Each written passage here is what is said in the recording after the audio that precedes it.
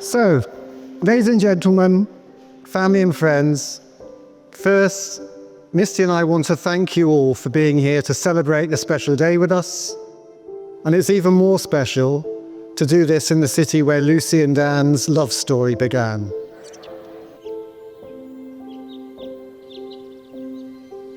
It seems like yesterday that Lucy was this little girl curled up in the corner of the nursery, totally absorbed in the pages of a book, and totally oblivious to the other children running riot all around her. It's that thirst for knowledge, passion for reading, and total focus that carried her through many more books, years of study, and eventually led her to Oxford University, where she not only excelled, but also met the love of her life, Dan. Lucy has been annoyingly good at most things she's turned her hand to. Her academic life, her career, first as a dealer in antique maps, and now as a corporate lawyer. And a particular bonus for us since she's been back at home, her self-taught skills as an amazing cook.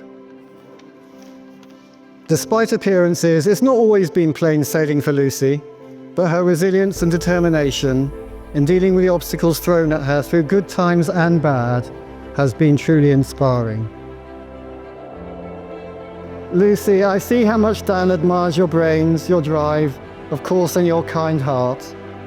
And Dan, I see how much Lucy respects your intellect, sense of humour, and your unwavering support for her, even while she's still getting ready while you're patiently waiting at the door. You're a pretty awesome team, and anyone who's felt humiliated watching them get all the answers right on University Challenge will know that. Dan has a sweet name for Lucy, pet name for Lucy, Goose, or even more strangely, Goosington. And when I see the way they are together, it's clear that he's the perfect gander to her goose. Always by her side, always looking out for her, always in tune. Lucy and Dan, you've grown into such an inspiring pair. Your love, loyalty and support for each other, often when you've been in different parts of the country, is truly remarkable.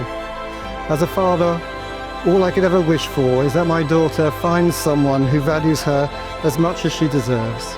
And in Dan, Lucy's found just that.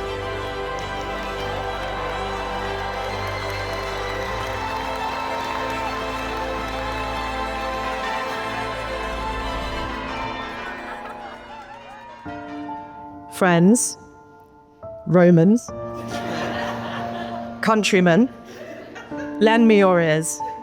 I come to marry Dan and to praise him.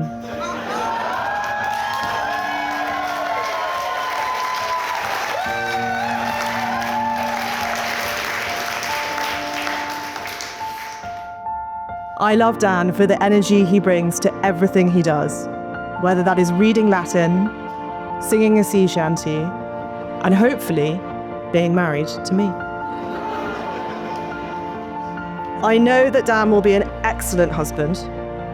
While he may be a cold and implacable foe to the enemy legions in Rome Total War, he is immensely patient and forgiving, even when I yet again fail to get ready to leave for a journey on time. But not today.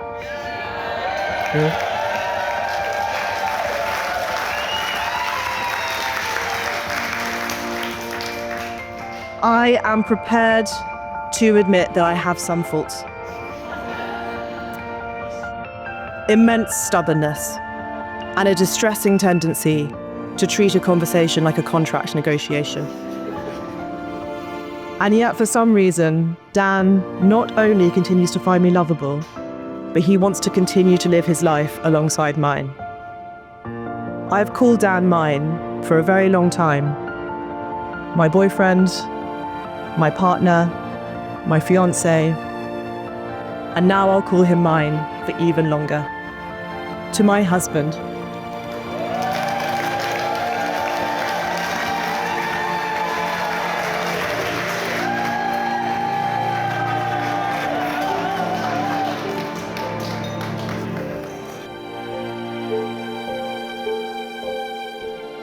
Often people will refer to their partners as their other half. It's not a phrase I love or often use, but for you and Dan, I feel it is so fitting. You most definitely complete my brother. You are kind, caring, intelligent, beautiful on the inside and out. Life can be extremely tough at times. We can all struggle. My brother is no exception. But I'm so calm and happy in the knowledge that as long as he has you, he'll always be great.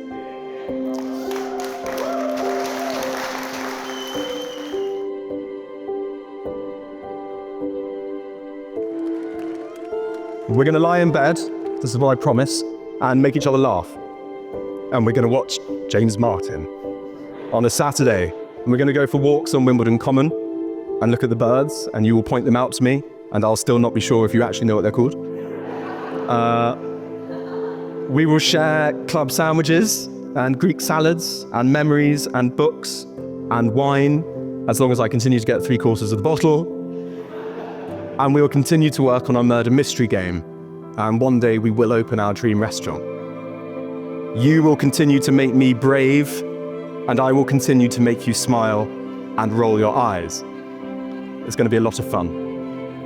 And when inevitably things are less fun, I promise to listen with open ears, to maintain perspective, and to remember always that we're on the same team. And I will always be there to encourage and support you as you need. I couldn't be more proud of the woman you are. And what doesn't hurt is that you are beautiful. Seeing you today, you really took my breath away. I managed to hold it together better than I am now, but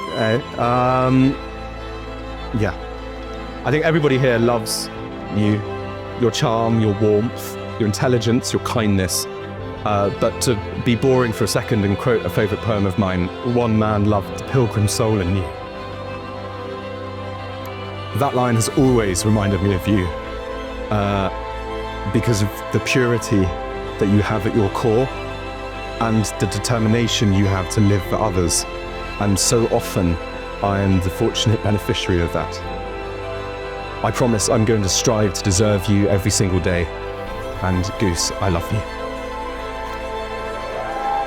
So, could I ask, and sorry for rattling on, everyone again to raise a glass to my wife Lucy.